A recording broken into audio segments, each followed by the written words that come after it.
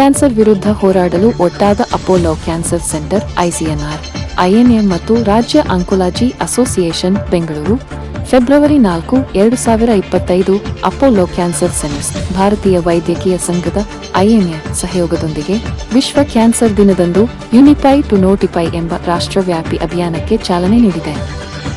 ಈ ಅಭಿಯಾನವು ಕ್ಯಾನ್ಸರ್ ಅನ್ನು ಅಧಿಸೂಚಿತ ಕಾಯಿಲೆಯಾಗಿ ವರ್ಗೀಕರಿಸಲು ಭಾರತ ಸರ್ಕಾರವನ್ನು ಒತ್ತಾಯಿಸಲಿದ್ದು, ಇದು ಕ್ಯಾನ್ಸರ್ ಎದುರಿಸಲು ಬಹಳ ಅಗತ್ಯವಿರುವ ನಿರ್ಣಾಯಕ ಹೆಜ್ಜೆಯಾಗಿದೆ. ಭಾರತದಲ್ಲಿ ಪ್ರಸ್ತುತ ವರ್ಷಿಕ 14 ಲಕ್ಷಕ್ಕೂ ಹೆಚ್ಚು ಹೊಸ ಕ್ಯಾನ್ಸರ್ ಪ್ರಕರಣಗಳು ವರದಿಯಾಗುತ್ತಿದ್ದು, 2025ರ ಅಂತ್ಯಕ್ಕೆ ಈ ಸಂಖ್ಯೆ 15.7 ಲಕ್ಷಕ್ಕೆ ಏರುವ ನಿರೀಕ್ಷೆಯಿದೆ. ಕ್ಯಾನ್ಸರ್ ಅನ್ನು ಅಧಿಸೂಚಿತ ರೋಗವೆಂದು ವರ್ಗೀಕರಿಸುವುದರಿಂದ ರಿಯಲ್ ಟೈಮ್ ಡೇಟಾ ಸಂಗ್ರಹಣೆ ಮತ್ತು ನಿಖರವಾದ ವರದಿಯಿಂದಾಗಿ ರೋಗ ಪ್ರಮಾಣದ ಸ್ಪಷ್ಟ ಚಿತ್ರಣ ಲಭಿಸುತ್ತದೆ.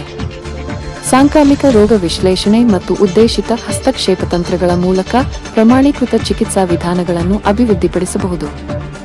ಕ್ಯಾನ್ಸರ್ ಚಿಕಿತ್ಸೆಯಲ್ಲಿ ನಿಖರತೆ, ದಕ್ಷತೆ ಮತ್ತು ಪ್ರವೇಶ ಸಾಧ್ಯತೆಯನ್ನು ಹೆಚ್ಚಿಸುತ್ತದೆ. ಅಂತಿಮವಾಗಿ ಜಾಗತಿಕ ಆಂಕೋಲಾಜಿ ಸಂಶೋಧನೆ ಮತ್ತು ಆರೈಕೆಯಲ್ಲಿ ಭಾರತದ ಸ್ಥಾನವನ್ನು ಬಲಪಡಿಸುತ್ತದೆ. 2022ರಲ್ಲಿ ಆರೋಗ್ಯ ಮತ್ತು ಕುಟುಂಬ ಕಲ್ಯಾಣದ ಸಂಸದೀಯ ಸ್ಥಾಯಿ ಸಮಿತಿಯು ಕ್ಯಾನ್ಸರ್ ಅನ್ನು ಅಧಿಸೂಚಿತ ಕಾಯಿಲೆಯಾಗಿ ವರ್ಗೀಕರಿಸಲು ಶಿಫಾರಸು ಮಾಡುವ ವರದಿಯನ್ನು ರಾಜ್ಯಸಭೆಗೆ ಸಲ್ಲಿಸಿತು. ಮುಂಬರುವ ಬಜೆಟ್ ಅಧಿವೇಶನದಲ್ಲಿ ಮೇಲ್ಮನೆ ಮತ್ತು ಕೆಳಮನೆ ಎರಡರಲ್ಲೂ ಈ ಮಸೂದೆ ಅಂಗೀಕಾರವಾಗಲಿದೆ ಎಂದು ಆಶಾಭಾವನೆ ಇದೆ.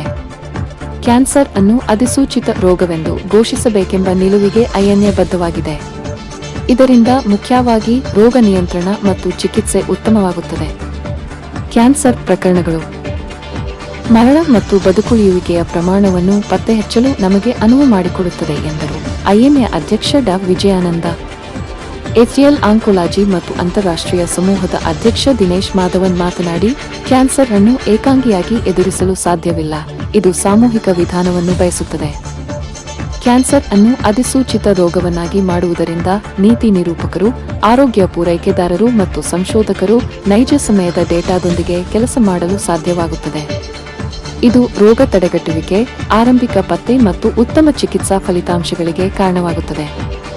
ಅಪೋಲೋ ಕ್ಯಾನ್ಸರ್ ಕೇಂದ್ರಗಳಲ್ಲಿ ನಾವು ಈ ಬದಲಾವಣೆ ಜಾರಿಗೊಳಿಸಲು ಬದ್ಧರಾಗಿದ್ದೇವೆ ಮತ್ತು ಭಾರತದ cancer This primary goal was brought on the ambit of United Nations, and today we are here, the Indian Medical Association, which is the largest professional body in the world, with have 6 lakhs membership and counting.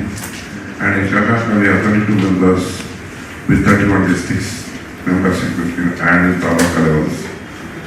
And Bangalore is the second largest branch in India apart from Ahmedabad, with 7,900 members doctors from various specialties.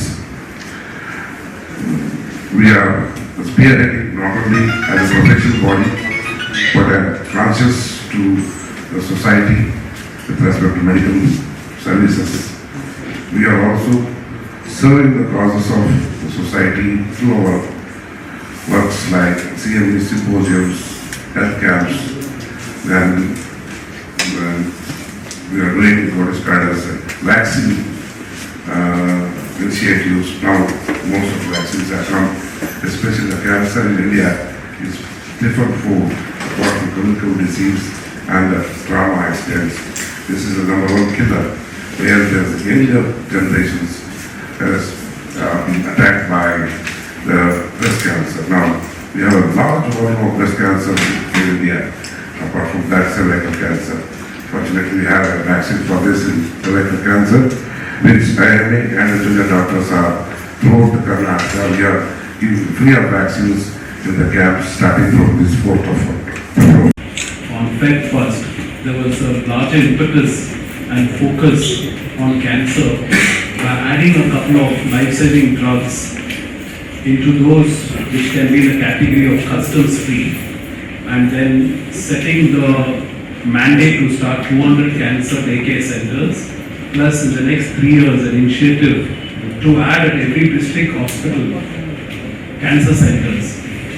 But all this will not translate to having a paradigm shift in the way cancer is managed unless you first identify the disease, you understand the cause for it, and you also create, after notification of the registry, and do something to reduce the burden of cancer, because you are frankly doing what is called as a fait accompli or a post event, where you actually set up something to keep treating people rather than taking steps to find out ways to reduce the burden of cancer, in some case eradicate it, and in some case to prevent it from vaccination. So one of the things we've taken up, well, there's another discussion we could have on the Made in India indigenous cervical vaccine program, and why shouldn't a larger universe of people who can be vaccinated get vaccinated, when there are third world countries as far as one in Rwanda, which has got a vaccine policy for cervical cancer covering their entire population,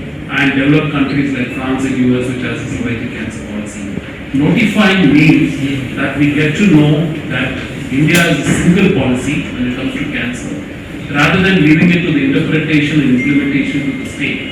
Currently it's divided. Some states have a voluntary cancer notifiable status, some of them do not have it notified, and some of them are trying to take steps to get it notified. But if we wait for years together, the ICMR recommendation is a decade old, asking it to be notified.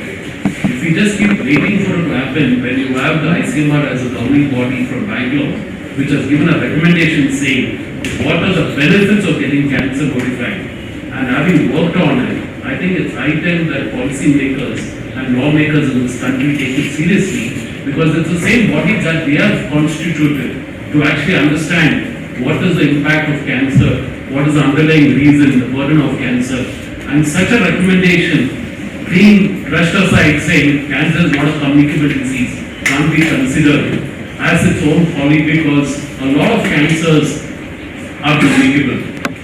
To start with HIV-led cancers, hepatitis B-led cancers, hepatitis C-led cancers, HPV cancers, EBVs, just to name. And I'm sure my colleagues, both the clinicians who are in this forum, can further talk about the growing burden of these virus-led cancers, whether it's Burkitt's, or whether it's cervical or head and neck or penile, or whether it's lymphomas, or each one of them. So there is cancers which are being also formed in society, which are getting alarming increase in the incidence based on the type of communicable cancers that we get to see.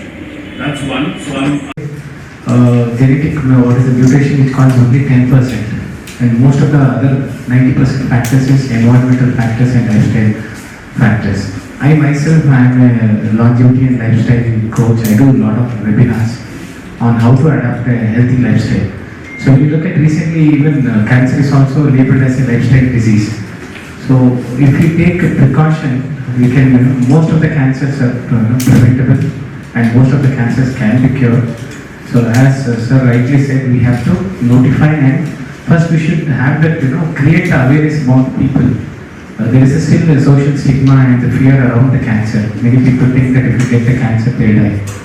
And there is a lot of emotional, psychological, the financial and the physical burden on the family, on also the patient. So prevention is better than cure. So we can try to adopt a healthy lifestyle, and we can prevent many cancers. So I have done a lot of webinars on this,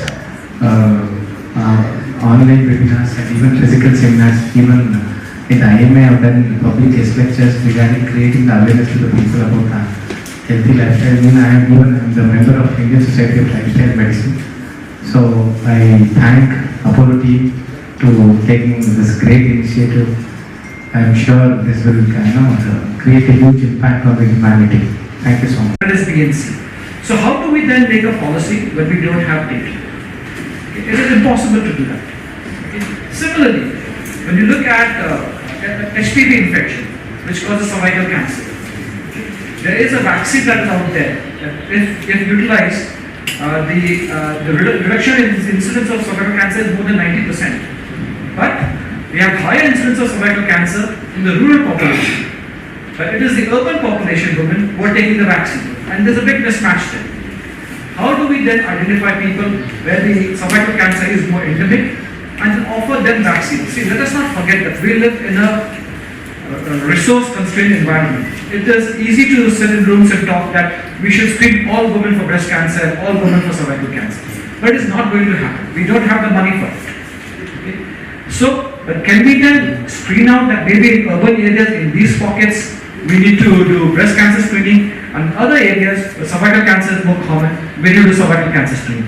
That is a better utilization of our resource. But how do we identify that when we don't even know what the incidence is in any particular population? And that is why we need cancer to be a notifiable disease, so we can get that information. It is not just about the types of cancers, even the stages in cancers. We talk about that we have higher mortality in breast cancer compared to the Western world because our women present late. So most of our women present in stage 3 and 4. But then how do we know in which areas our women are presenting late and in which areas women are presenting early? Do we have the staging information? We currently don't have staging information. Certainly not population-based registries that tell us in which areas women are not coming up front. And maybe those are the places we need to focus, that maybe screening in those areas might be more useful.